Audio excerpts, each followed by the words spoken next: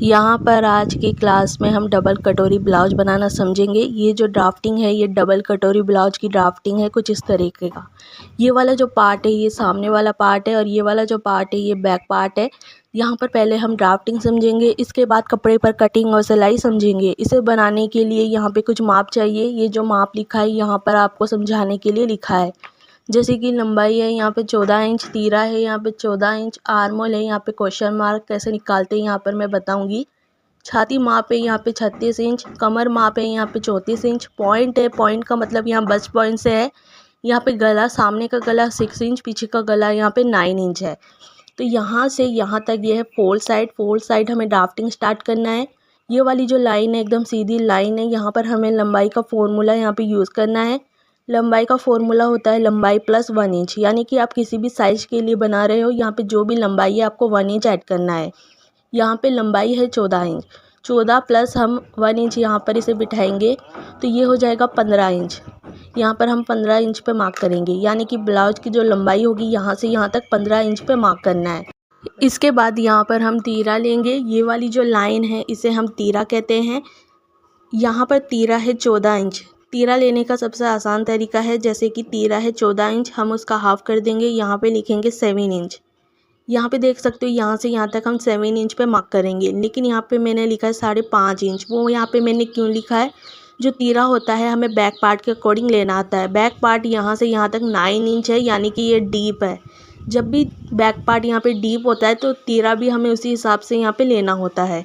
यहाँ पे मैंने तीरा अगर हम कम नहीं करेंगे तो यहाँ पे शोल्डर गिर सकता है, इसीलिए यहाँ पर जब भी बैक पार्ट डीप होता है तो तीरा हमें उसी के अकॉर्डिंग यहाँ पे लेना होता है।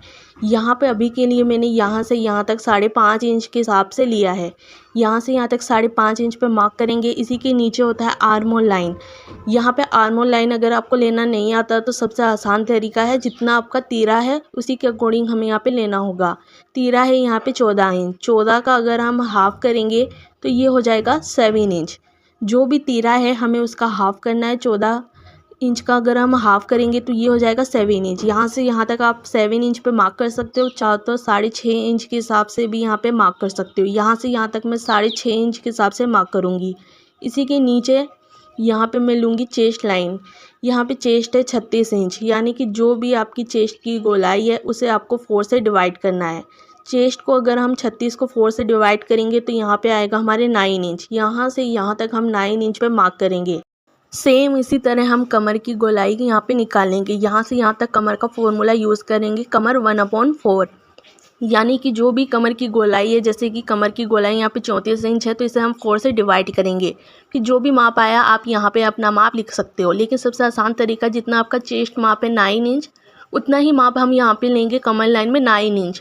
कमर लाइन में यहाँ पे 9 इंच इसलिए लिया है क्योंकि यहाँ पे कमर की जो फिटिंग होगी वो हम बाद में करेंगे। यहाँ पे ध्यान देना है। इतना करने के बाद जब आप इस लाइन को सीधा कर दोगे तो यहाँ पे लूज़ और टाइट करने के लिए सिलाई मार्जिन की ज़रूरत होगी। तो यहाँ पे लिखा है सिलाई प्लस 1.5 इंच, यानी कि जो भी यहाँ से यहाँ तक हम 1.5 इंच बढ़ाएंगे, सेम नीचे की साइड हम 1.5 इंच बढ़ाएंगे, ऊपर से यहाँ तक हम लाइन को सीधा कर देंगे। ये वाला जो मार्जिन है जो लूज़ और टाइट करने के लिए यहाँ पे काम में आएगा।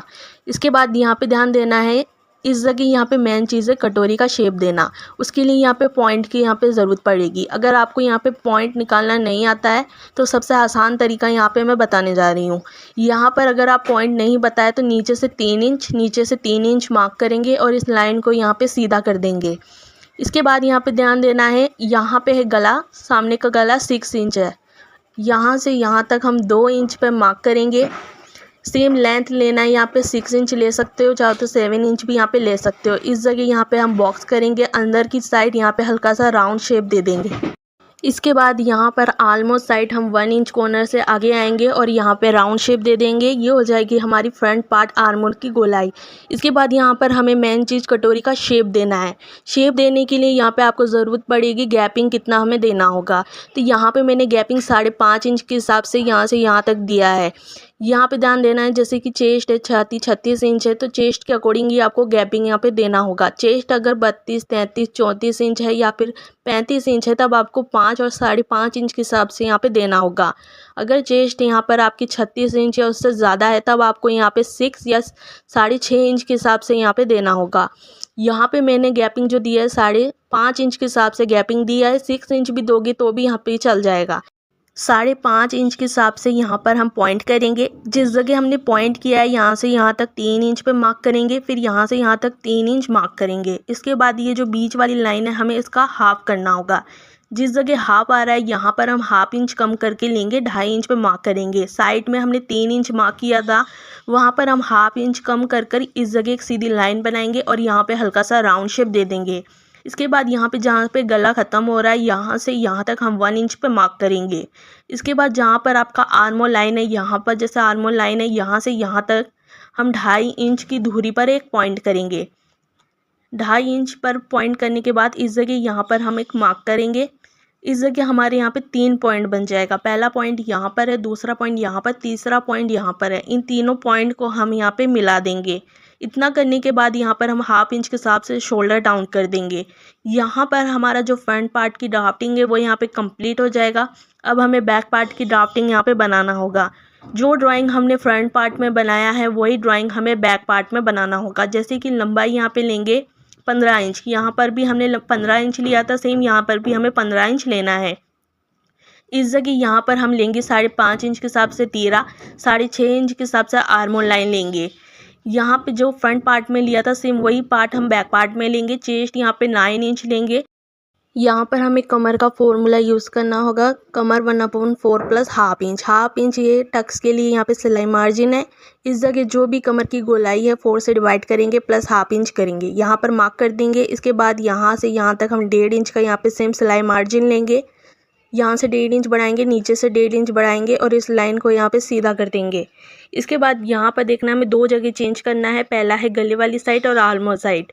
यहाँ कॉर्नर से हम 1 इंच आगे आए थे और फिर यहाँ पे राउंड शेप दिया था। यहाँ पर हम 1.5 इंच आगे आएंगे। इसके बाद यहाँ पर हम राउंड शेप दे देंगे। गली की चौड़ाई हमें उतनी ही रखनी है जितनी हमने यहाँ पे रखा था। इस जगह यहाँ पर हम 2 इंच रखेंगे। लंबाई यहाँ पर मैंने 9 इंच रखा है। यहाँ पे जो भी माप है कस्टमर के अकॉर्डिंग यहाँ पे रख सकते हो। इस जगह यहाँ पे बॉक्स तैयार करेंगे और अंदर की साइड यहाँ पे राउंड शेप दे देंगे। इसके बाद यहाँ पर हमें टक्स लगाना होगा, तो कमर वाली लाइन का हम यहाँ पे हाफ करेंगे। इस जगह यहाँ पे हाफ आ रहा है। टक्स की जो लेंथ है यहाँ पर मैं 3 इंच रख रही हूँ, चाहो तो 3.5 इंच के हिसाब से भी ले सकते हो। दोनों साइड यहाँ पे हाफ इंच के हिसाब से डाउन कर देंगे। इसके बाद यहाँ पर हमें हाफ इंच के हिसाब से शोल्डर डाउन करना होगा। इतना करने के बाद बैक पार्ट की जो ड्राइंग है यहाँ पे कंप्लीट हो जाएगा। अब ये जो 2 पीस है अब हमें इसमें सिलाई मार्जिन ऐड करना होगा, क्योंकि हमें यहाँ पे सिलाई मार्जिन की ज़रूरत है। इस जगह देख सकते हो यहाँ पर जब आप बेल्ट बनाओगे तो यहाँ से यहाँ तक आपको 1 इंच ऊपर की साइड लेना है और बीच वाली लाइन से हल्का सा राउंड शेप देते हुए यहाँ पे मिला देंगे। इतना करने के बाद ये वाला जो पीस है ये हमारा बेल्ट पीस यहाँ पे बनके तैयार हो जाएगा। यहाँ पे देख सकते हो ये अंदर वाली साइड यहाँ पे जो कटोरी वाला शेप बन रहा है, मान लो कि ये वही कटोरी वाला शेप है। यहाँ पर आपको सिलाई मार्जिन ऐड करना होगा। सिलाई मार्जिन ऐड करने के लिए साइड में 1 इंच, सेम साइड में 1 इंच बढ़ाएंगे, नीचे की साइड हाफ इंच बढ़ाएंगे, ऊपर की साइड हाफ इंच बढ़ाएंगे और इस लाइन को यहाँ पे इस तरीके से मिला देंगे। इस जगह यहाँ पर हमें ज़्यादा सिलाई मार्जिन की ज़रूरत नहीं है। यहाँ वाली जो साइड है यहाँ पे हमें हुक की पट्टी बिठानी है, तो उसी के हिसाब से हमें सिलाई मार्जिन ऐड करना है। यहाँ पे हम सिर्फ 2 पॉइंट के हिसाब से ही यहाँ पे सिलाई मार्जिन ऐड करेंगे। यहाँ साइड में 2 पॉइंट बढ़ाएंगे और इस वाली लाइन को यहाँ पे सीधा कर देंगे। यहाँ पर आपको अपना इंची टेप यहाँ पे यूज़ करना है। नीचे वाली जो राउंड शेप है हल्के हाथों से इसे हमें इस तरीके से नापेंगे। यहाँ पर आया हमारे 7 इंच। यहाँ पर हमें 7 इंच का एक बॉक्स तैयार करना है, तो यहाँ से लेकर यहाँ तक आपको 7 इंच के लिए एक सीधी लाइन बनानी है। इसके बाद 3.5 इंच दोनों साइड हाफ इंच डाउन करेंगे। यहाँ से यहाँ तक 3.5 इंच एक लाइन बनाएंगे और इस लाइन को सीधा कर देंगे। इसके बाद फिर से इंची टेप लेंगे, यहाँ पर इसे हम हाफ करेंगे। इस जगह यहाँ पे मेरा हाफ आ रहा है। ऊपर से नीचे तक एक सीधी लाइन बनाएंगे और दोनों साइड 1 इंच के हिसाब से टक्स का मार्क करेंगे। ऊपर की साइड हम हाफ इंच नीचे आएंगे और इस लाइन को यहाँ पे सीधा कर देंगे। इतना करने के बाद यहाँ पे ये ड्राफ्टिंग कंप्लीट हो जाएगा। यहाँ पे मेरे समझाने का तरीका अच्छा लगा है तो चैनल को सब्सक्राइब करें।